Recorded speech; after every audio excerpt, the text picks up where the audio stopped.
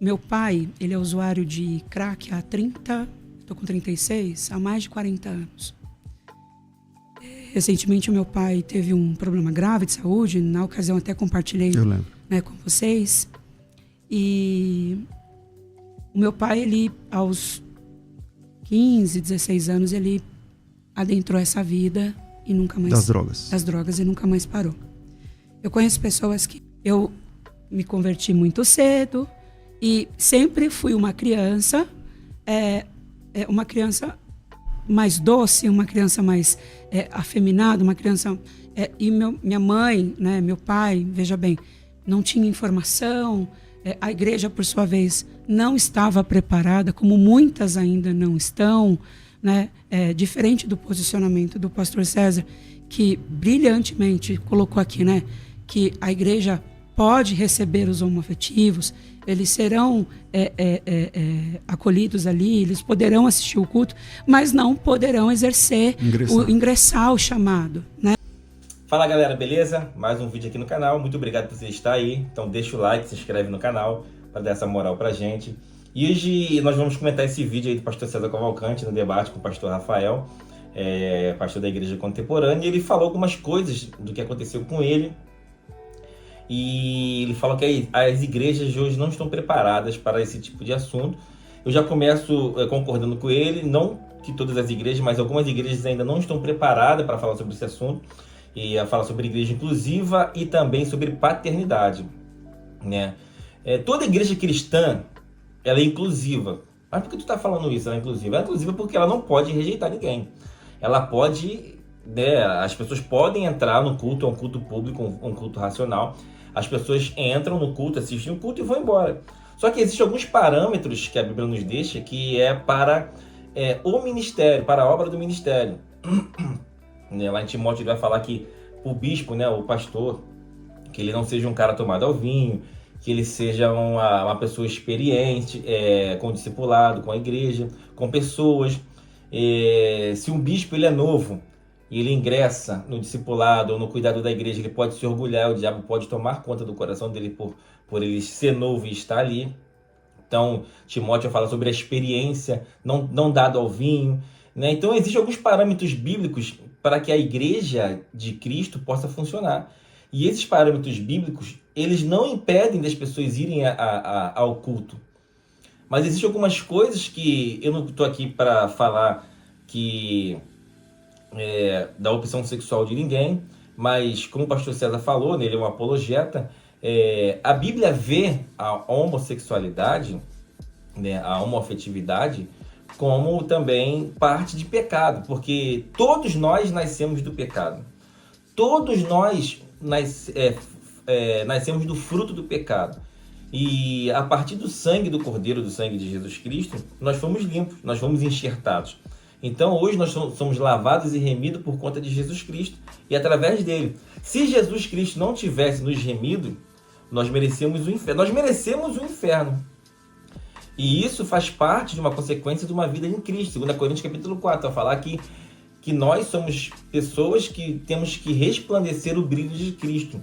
Mas a igreja cristã, ela não pode rejeitar as pessoas, tanto ela seja negra, branca, homossexual, não pode. Mas existem alguns parâmetros para você exercer o ministério. E um desses parâmetros negue-se a si mesmo. Negue-se a si mesmo. Ah, mas eu nasci assim, negue-se a si mesmo. Né? Ah, mas eu sou fofoqueiro, negue-se a si mesmo. Ah, eu sou adúltero, nega-se a si mesmo. Então existem alguns parâmetros que a Bíblia nos dá para que a gente possa ingressar no ministério de Cristo. Né? Então, assim, os discípulos perderam a sua vida pelo amor de Cristo. Ah, mas se eu deixar... Depois você assiste o podcast completo. Se eu deixar de fazer aquilo que eu sou, como o pastor Rafael da Igreja Inclusiva, da Igreja Contemporânea disse, se eu deixar de ser aquilo que eu sou, Jesus Cristo não vai estar feliz comigo porque eu estarei vivendo uma vida falsa. Não, cara, os discípulos...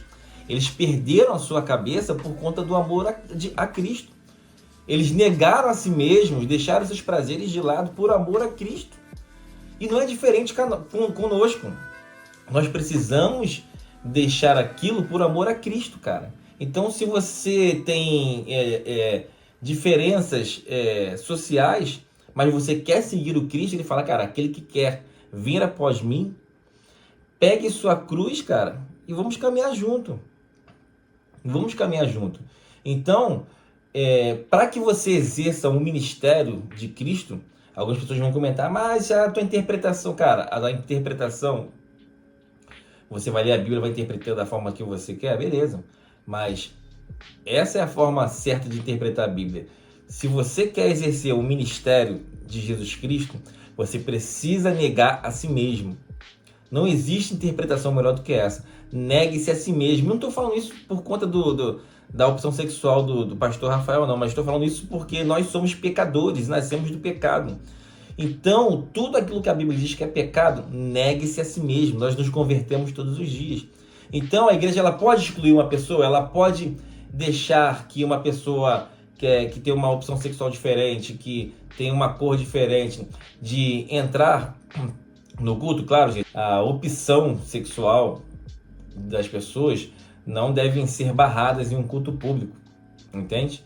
Mas existem algumas coisas que para exercer o ministério de Cristo precisam ser negadas, entende? Então, você precisa entender que para que Cristo nos aceite no ministério dele, nós precisamos negar a nós mesmos. Agora, mas eu acho que a tua interpretação é errada, que isso cara, aí é com você, entende? Então, o negue-se a si mesmo serve para todos, para o hétero, para o homossexual, serve para o mentiroso, para o fofoqueiro, para o pecador. O negue-se a si mesmo é para todos. O heterossexual luta todos os dias para não pecar, para não fornicar, para não trair a sua esposa, para conservar o seu relacionamento com a sua esposa, entende? O homossexual precisa também lutar contra as suas paixões carnais. E para entrar no ministério de Cristo, é necessário que nós neguemos a nós mesmos. E as pessoas não querem negar, não querem se negar. Então as pessoas elas querem viver da forma que elas acham que é dessa forma, mas não é. E o ministério de Jesus é esse, cara, negue-se a si mesmo. Toma a sua cruz e siga-me. E é tão difícil para as pessoas seguirem a Jesus porque elas não querem pegar a cruz. Elas acham, elas arrumam subterfúgios para que você... mas Jesus me aceita da forma que eu sou. Jesus me aceita assim. Não, cara, não é dessa forma. Se não tiver o negue-se a si mesmo, cara, infelizmente, Jesus, ele traz parâmetros pra gente. Se não tiver o negue-se a si mesmo, fica muito difícil. Porque a palavra de Deus ela é superior a tudo aquilo que nós conhecemos. E se nós não dermos prioridade à palavra do Senhor, cara, fica bem difícil, né, cara? Bem difícil. E nós precisamos negar o nosso coração. E dentro ainda dessa perspectiva, nós vemos que o pastor Rafael ali da igreja contemporânea, ele tem um problema que a maioria das pessoas, ou botar uma grande porcentagem das pessoas vivem, cara, que é o problema familiar, né? Ele comentou ali que o pai dele está envolvido com drogas desde os 15 anos de idade. E isso trouxe, cara, coisas que prejudicou e prejudica o desenvolvimento de uma criança. Eu fui um cara que cresci sem pai e sem mãe, né? Minha mãe abandonou a gente, somos 5 irmãos, eu conheço só 2, os outros 2 eu não conheço, mas sei o nome deles. E a consequência de não ter um pai presente, de uma mãe presente, cara, isso afeta muito o psicológico, o pensamento, a psique humana da criança, para o seu desenvolvimento, cara. E quando você não tem um pai presente, quando você não tem um pai que dá um destino para que você entenda como é a vida, porque qual é o dever do pai? Cara, quando você começa a namorar, pai, minha primeira namorada, pai, entrei na faculdade, cara, vambora, tô aqui. Então o dever do pai é aconselhar o filho em todos os momentos, cara, que ele precisa. Porque o maior exemplo que o teu filho vai ter dentro de casa é seu e da sua esposa, cara. Se você vê o seu filho, se o seu filho vê você discutindo, xingando batendo na sua esposa, cara, provavelmente possa ser que ele repita isso quando ele casar, porque é super normal. Eu conheço pessoas que têm um dilema. Pô, desde o meu bisavô até agora, os meus pais traem as mulheres e eu vou trair também. Então tem pessoas que têm esse dilema porque vem de família. Então a falta de um pai presente, de um pai que entenda a necessidade, o pai ele precisa entender a necessidade da família e tentar resolver a necessidade da família. Por mais que ele também esteja chorando por dentro. Então o dever do pai é o dever de um pai, é o dever de um marido ser um bom homem, né? Um bom pai, um bom marido, né? Com seus filhos, para que seus filhos precisam ver esse exemplo. O maior exemplo de um filho é um pai dentro de casa. Agora, quando você tem um pai que ele não é presente, e muitas das vezes tem filhos que têm pais que não são que são vivos, mas não são presentes, né? São filhos de pai vivos que são órfãos. E quando você não tem essa presença masculina que te dê um direcionamento, cara, os psicólogos dizem que isso gera um transtorno muito grande dentro da cabeça das crianças, e o psicológico delas são muito abalado. Então nós vimos aí que ele falou que o pai dele é envolvido com drogas desde os 4 anos, né? Então foi criado com a mãe. E a mãe, ela nunca vai fazer o papel que um pai faz. A mãe, ela nunca vai fazer um papel que um pai faz. O pai sempre vai ser aquele que dá o destino para o filho, né? E a maioria das pessoas que tem esses problemas é porque não teve um bom relacionamento com o teu pai, né? Não teve um bom relacionamento familiar, uma conjunção familiar. E isso traz transtornos. Eu falo isso porque eu passei por isso, não tive pai, meu pai morreu antes de eu nascer. Minha mãe abandonou a gente, né? E em 2021 eu descobri que minha mãe estava viva, minha mãe é nordestina, né? Então algumas pessoas me falam, poxa, Fábio, mas se você encontrasse sua mãe e seu pai, o que você faria? Cara, eu sou uma pessoa muito bem resolvida com essas coisas. Se eu encontrasse minha mãe antes dela morrer, eu ia conversar com ela e abraçar e falar, mãe, eu te amo. E pro meu pai é a mesma coisa. E eu falo isso com sinceridade, porque eu não tenho problema nenhum com paternidade, né? Não tem problema nenhum. Eu sou pai também e eu sei que eu preciso que meu filho se espelhe em mim.